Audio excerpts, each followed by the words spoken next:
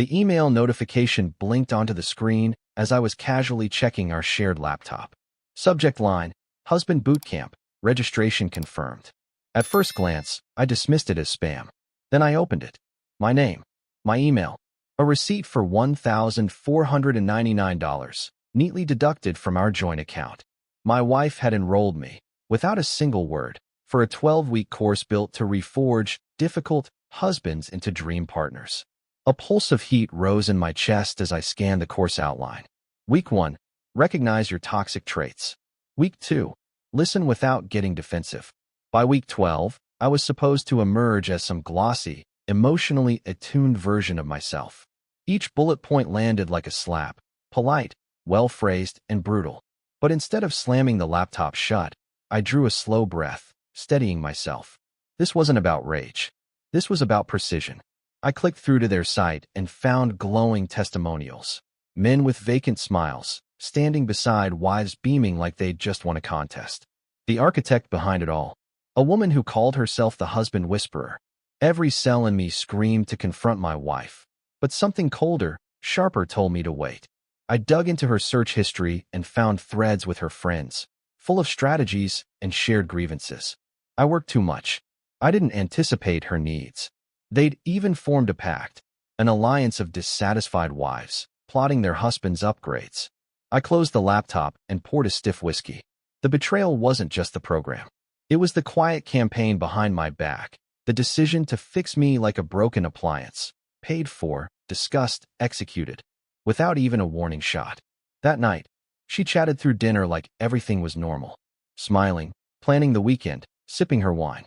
When she mentioned I might want to keep Saturday morning open for something important, I raised my glass and said, anything for you. The smile on my face hollow as a drum. After she went to bed, I stayed up, not boiling with fury, but calculating. I made 3 calls, to my lawyer, my financial advisor, and my oldest friend. By morning, I had a blueprint. She wanted me in husband boot camp? Fine. I'd show up, but not to be transformed. I'd take notes, not on self-improvement, but on what, exactly, these women believed was wrong with men like me. And while they worked to remold us, I'd quietly be drafting my own syllabus. Single Life, Forever Academy. Lesson 1. Never let anyone else define your worth. The next morning, I kissed her goodbye like everything was fine. She had no clue that her little intervention had just triggered a countdown, not to my reformation, but to her education and consequences. Saturday arrived. I stepped into the hotel conference room, my face a calm mask. 15 men sat in a lopsided circle of chairs. Most looked trapped. A few seemed beaten. 1 or 2 had the apologetic air of men who say sorry just for existing. Then she walked in, Dr. Keller. Tall, stiff, wrapped in a power suit like armor. She introduced herself as a specialist in male behavioral recalibration and addressed us like we were slow children. The walls were lined with motivational posters. She's not demanding. You're resisting growth. Your defensiveness is the problem. Gentlemen, she said, sweeping the room. You're here because your marriages need intervention. Your wives love you enough to invest in your improvement. Some nodded, half-hearted. I stayed still, eyes sharp, absorbing everything. The first task, write down the top 3 complaints our wives had about us. Pens, scratch paper, housework, emotions, working late. I wrote nothing, just listened. You, in the blue shirt, she said, pointing. What have you written? I'm still processing, I replied evenly. I want to be thorough. She blinked at my calm tone, but moved on. During the break, I recognized one guy, my wife's friend's husband. He drifted over with the air of a man on parole. 3rd week, he muttered. My wife says I'm improving. I just say what she wants to hear. It's easier that way. I gave a nod, neutral, and steered the conversation. I needed names. Clues. For couples from our circle were in this together, tracking progress in a group chat like fantasy football for emotional labor. After lunch, they made us role-play. One guy fumbled through a scenario where he had to validate his wife's feelings without offering solutions. He kept getting cut off, corrected. I just watched, silent, storing everything. No, Dr. Keller corrected sharply. You're trying to fix things. Just listen. Validate. So when my turn came, I gave them exactly what they wanted. Calm tone, empathetic nods, textbook validation. not because I believed in the script, but because I needed to learn their rules inside and out. I mirrored every move like a well-rehearsed actor. Dr. Keller gave an approving nod. Excellent response pattern, she said. Your wife will be pleased with your progress. The final session rolled out the homework, gratitude journals about our wives, weekly rehearsals of approved responses for common conflicts. We each received binders packed with worksheets and a progress tracker our wives would fill out like teachers grading students. Before we left, Dr. Keller handed out Week 1 completion certificates, shiny gold stars for obedient husbands. I took mine with a firm handshake and met her eyes with a level stare that made her blink. Driving home, I felt no anger, only clarity. This wasn't therapy. It was compliance training, obedience school for men who'd laid down their pride. That night, I said nothing about the boot camp. When my wife casually asked how my morning went, I said, met some interesting people. Her eyes flickered. She'd expected me to lie or confess. My vague answer knocked her off balance. Perfect. After dinner, I made 3 more calls, one to a real estate agent, another to a private investigator to document the boot camp's tactics, and one to a friend with a lakeside cabin. Phase 2 had begun. While she believed I was being reprogrammed, I was quietly engineering my escape. For the next 2 weeks, I played my role with flawless precision. Saturday mornings, I endured 3 hours of thinly veiled humiliation disguised as growth. At home, I taught myself a different curriculum, my private course, Single Life Forever Academy. Lesson 1 was financial autonomy. I opened a new account, funneled my paycheck away from our joint funds, and spoke with my lawyer about shielding my assets. Not out of spite, out of principle. Anyone who spends our money to fix me doesn't get free access to what I earn. Lesson 2. Reclaim my space. I reactivated gym memberships and reconnected with old friends she'd slowly filtered out of my life. When she raised an eyebrow about my Thursday night basketball plans, I used the very techniques taught in boot camp. I hear that you're concerned about my sudden interest. You feel it's pulling time away from us. That's valid. Then I went anyway. She didn't know what to make of it. According to her workbook, I should have been more compliant by now. Instead, I was using their tools to fortify my independence. At camp, I continued the charade. I shared staged revelations, got pats on the back, and watched the other husbands start to model themselves after me. They didn't know I was logging every coercive tactic, every quietly degrading task, building a record for something far bigger than just my exit. Week 3 focused on dismantling male pride. The assignment: list moments when our egos harmed the relationship. While others wrote about ignoring directions or refusing help, I wrote, allowing someone to dictate my personal growth without my consent. Dr. Keller read it aloud, oblivious. This shows excellent self-awareness, she told the group. He's recognizing how resistance can damage intimacy. At home that night, my wife held the weekly progress report. Her face hovered somewhere between pride and confusion. Dr. Keller says you're doing really well, she said, watching me closely. I'm learning a lot, I replied, holding her gaze. About respect, communication, boundaries. She smiled, thinking we were finally connecting, never realizing I wasn't learning the lessons she hoped for. The next day, I toured 3 apartments. Found one that fit my budget in a neighborhood I loved. Signed the lease. Move-in date: just after boot camp's final week. Perfect. I also contacted a public relations specialist. If my wife and her circle were comfortable manipulating people's lives under the guise of self-help, they needed to understand. Some games come with blowback. At home, I began the quiet withdrawal. Important documents moved to a safe deposit box. Heirlooms relocated to a locked cabinet at work. Subtle shifts, nothing that would raise alarms. By week 4, the other husbands had fully embraced me. During breaks, they poured out their frustrations, stories of shame, loss, and confusion. One man's voice cracked as he confessed, I don't even recognize myself anymore. I just keep apologizing for existing. I put a steady hand on his shoulder. Maybe it's not you who needs to change, I told him softly. A flicker passed over his face, a quiet flicker of dignity rising from long dormant ashes. That moment sealed what I already knew. I wasn't just orchestrating an exit from a manipulative marriage. I was building a counter-curriculum for men taught to see their masculinity as something to be corrected rather than honored. Single Life Forever Academy was evolving, no longer just an act of personal rebellion. It was becoming a reclamation project. By week 5, the shift in my behavior was unmistakable. I struck the perfect chord, just enough growth to convince my wife the program was working, while reclaiming my independence in ways that made her uneasy. The first sign? I stopped asking for permission. No announcement. No discussion. Just silence where the old check-ins used to be. When she told me about dinner plans with her friends that Friday, I simply said, "I won't be able to make it. I have other commitments." Her face froze. "What commitments? You never mentioned anything. Just some personal matters I need to handle." I smiled gently, using Dr. Keller's exact boundary-setting tone. Only now, I was turning it against the very system that created it. Then came the night I'd been waiting for, a dinner party with all the couples involved in the boot camp packed. My wife was eager to parade her polished product. I showed up in a tailored suit, freshly cut hair, and a calm confidence the other men had already begun to shed. They wore jeans and apologetic smiles.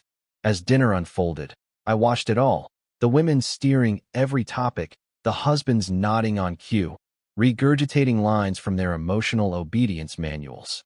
Every time one faltered, his wife gave him a look. "Remember your training." When the spotlight turned to me, my wife beamed.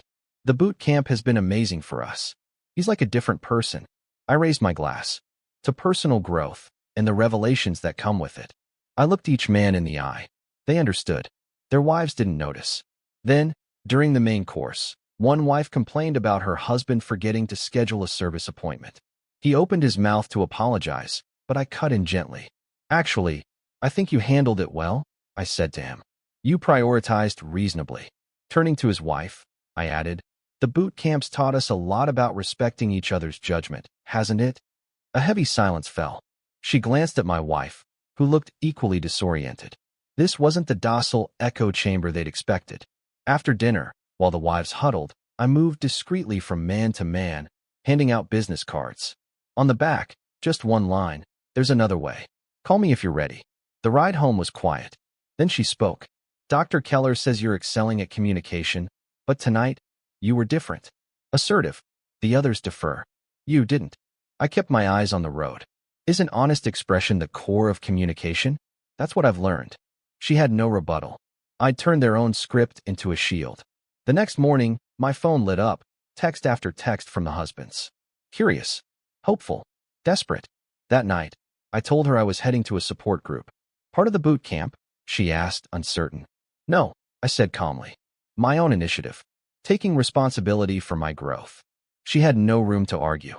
Her suspicion, though, hung in the air like static. At the bar, 5 showed up, shoulders low, eyes wary. Men conditioned to doubt their instincts. Over 2 hours, I laid out everything. The manipulation tactics, the psychological warfare disguised as help. I told them how I'd turn their own tools inward, not to submit, but to reclaim. They listened, and when they left, something in them had straightened. We agreed to meet again. The first session of our unofficial counter program. Not a brotherhood of domination, just a place to rediscover self-respect. When I got home, she was waiting up. "How was your support group?" she asked, too lightly. "Transformative," I said, and meant it. "I think we're all seeing things more clearly now." Week 8 marked the beginning of the end. I'd been balancing 2 lives, dutiful husband at boot camp by day, silent revolutionary by night. And while the act held steady, the movement behind it was growing. What started as 5 disillusioned men had swelled to 12, each bringing another friend, another broken spirit, another man quietly starving for dignity. Meanwhile, my exit plan was complete. The apartment was furnished. My essentials relocated. Finances locked down and separate. All that remained was the moment I'd been preparing for. I chose a quiet Sunday evening. No errands. No distractions. She was at the kitchen table, reviewing my latest progress report from Dr. Keller with smug satisfaction. "Remarkable improvement," she read aloud, as if reciting a prayer. "She thinks you're ready for the advanced modules." I sat across from her, meeting her eyes with a calm, steady gaze. "Before we talk about that," I said, "there's something I want you to see." I placed a folder on the table. She opened it, expecting meal plans or a vacation itinerary. What she found instead was a signed set of divorce papers, screenshots of her conversations with friends about the boot camp, and bank statements documenting my financial separation. Her expression fractured. First confusion, then disbelief, then rage. What is this? Some kind of joke? Not at all, I replied. Consider it my graduation project. I don't understand, she stammered, flipping through the pages. The boot camp was helping us. Dr. Keller said. I was learning, I said, nodding. Just not the lessons you thought. Her eyes narrowed, the realization crawling in. You've been pretending. I prefer to call it research, I said. While you enrolled me in husband boot camp without my knowledge or consent, I enrolled myself in something else, something real. I studied control, manipulation, and how to reclaim your life from someone who thinks they know better. She went on the attack. This is exactly why you needed it. You're defensive, irrational. You don't want to work on our marriage. I didn't flinch. Let me be clear. The moment you decided to fix me without even asking, our marriage ended. You just didn't know it yet. Her voice cracked, switching tactics. I only did it because I love you. I wanted us to be better. No, I said. You wanted me to be different. There's a big difference. We can work through this, she pleaded. I'll cancel the boot camp. We can go to counseling. Real counseling. That might have been possible 2 months ago, I said quietly. If you'd treated me like a partner instead of a project. She grabbed her phone. I'm calling my sister. You're not thinking clearly. I've never been clearer, I said, standing. And I've already spoken to your sister. She was surprised to hear we were in couples therapy, especially since you told her I initiated it. Her face drained of color. The lies are collapsing, I said. So here are your options. We move forward with a quiet, clean divorce. You keep your dignity, or you fight, and I bring everything to light. The recordings, the conversations, the testimonials. Everything. You recorded the sessions? She gasped. That's illegal. Actually, it's not, I replied. This state only requires single-party consent, and more than one husband gave it. She stared at the documents, reality hardening around her. What about our life? The future we planned? That ended, I said, collecting my keys, when you decided I was a project to fix instead of a person to respect. I've already moved out. If you need to reach me, call my lawyer. I turned for the door. Please, she said, one last time. We can fix this. I made a mistake. I paused. That's the first honest thing you've said in months, I said. But some mistakes rewrite everything. And I left, not angry, not triumphant, just steady, just whole. That night, in my new apartment, messages started rolling in. Word had spread. The other husbands wanted to know what happened, how I did it, what came next. Some were ready to walk. Others just needed to know they could. I sent them all the same reply. You're not alone. And you're not broken. Welcome to Single Life Forever Academy. Lesson 1. Your dignity is non-negotiable. The storm hit 48 hours after I walked out. She launched her counterattack right on schedule. First came the wave of texts. Furious accusations spiked with tearful pleas. When silence was her only reply, she pivoted to her army. Friends, family, even our mutual acquaintances received her carefully spun version of events. According to her, I was unraveling. The boot camp, she said, had been a desperate, loving intervention to rescue our marriage from my emotional instability. She framed my departure as abandonment. My financial planning? Premeditated cruelty. I let her fire off every round. Then I let the silence close around her. When the legal threats came, my lawyer absorbed them with quiet efficiency. Her attorney demanded I return home for reconciliation, implied financial punishment if I didn't comply. We responded with a single, unflinching document, the full husband boot camp curriculum, its methods, its manipulation, its effects. Personal testimonials from men she never expected to speak. Exercises designed to chip away at self-worth, to teach men to flinch before they speak. The threats vanished overnight. 10 days after I left, she asked for a meeting. I agreed. Neutral ground. A cafe with just enough privacy for conversation, and just enough witnesses to keep it civil. I arrived early, choosing a corner table with a clear line of sight to the door. She arrived late, dressed to perfection, every detail manicured, as if control over fabric could undo the collapse of the rest. I stood briefly when she reached the table. A courtesy, nothing more. Thank you for meeting me, she began, her voice a careful blend of calm and diplomacy. I think we need to discuss this like adults. I agree, I said. That's why I brought these. I slid a folder across the table. Inside, printouts of her group chats with friends, dissecting their husbands like flawed prototypes, comparing notes, mocking progress, playing therapist without consent. She skimmed the pages, then pushed them away.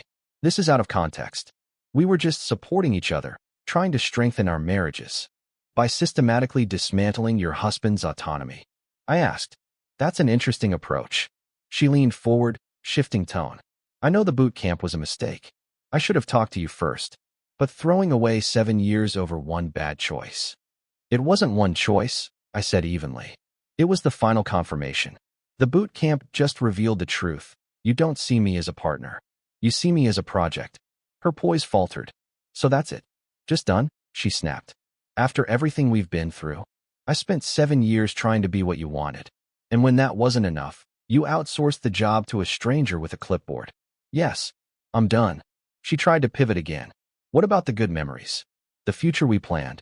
I'm not throwing that away, I said. I'm preserving what little self-respect I have left. There's a difference. Her eyes narrowed. And your little group? The other husbands you've turned against their wives. I smiled. I didn't turn anyone. I gave them what you never offered, truth, perspective, the right to make informed decisions about their own lives. They're talking about leaving, she said bitterly. You've created chaos. No, I said. I created space. They're choosing what to do with it. Some are leaving. Others are rebuilding, on equal footing. One last play. She reached across the table. I miss you, she whispered. Can't we try real counseling this time? I pulled my hand back. I've dissected every layer of our marriage over the last 2 months. The issue isn't chemistry. It's respect. And that can't be restored in therapy. Her facade cracked. So what now? You just walk off and start some anti-marriage cult. What happens now is we finish this divorce quickly and quietly. And no, this isn't anti-marriage. It's pro-dignity. I stood, placing my card on the check. Some men will leave toxic relationships. Others will rebuild stronger ones. But none of them deserve to be treated like fixer-upper homes. I looked her in the eye. I wish you peace. But I won't trade my self-worth for someone who saw me as broken. I walked out. As the cafe door swung shut behind me, my phone buzzed. A message from the group. First official meeting of Single Life Forever Academy in 1 hour. Rented space. Whiteboards. Coffee. 28 men registered. And we were just getting started. That day marked the beginning of something far bigger than me. What started as a quiet rebellion became a national movement. Not fueled by bitterness toward women, but by a shared hunger among men to reclaim their autonomy, their dignity, their voice in relationships. The boot camp meant to tame me had, instead, lit the match for a counter-revolution. 3 months later, as my divorce was finalized, I received an email I didn't expect. Dr. Keller herself. The husband boot camp had shuttered, buried in controversy, legal threats, and a wave of public backlash from the very men it tried to fix. She wanted to open a dialogue, she said, to hear my concerns. I declined. With the same response I now give to every man who reaches out to Single Life Forever Academy in confusion, in pain, in search of answers. I don't waste time in conversations that begin with the premise I'm broken. My time belongs to those who approach with respect. Last I heard, my ex-wife had moved to another state. A clean slate, far from the wreckage she helped create. I bear her no malice. In a strange, ironic twist, her attempt to redesign me was the very thing that helped me become who I was always meant to be. Because sometimes, the most powerful response to someone trying to control your life is to build a better one, without them.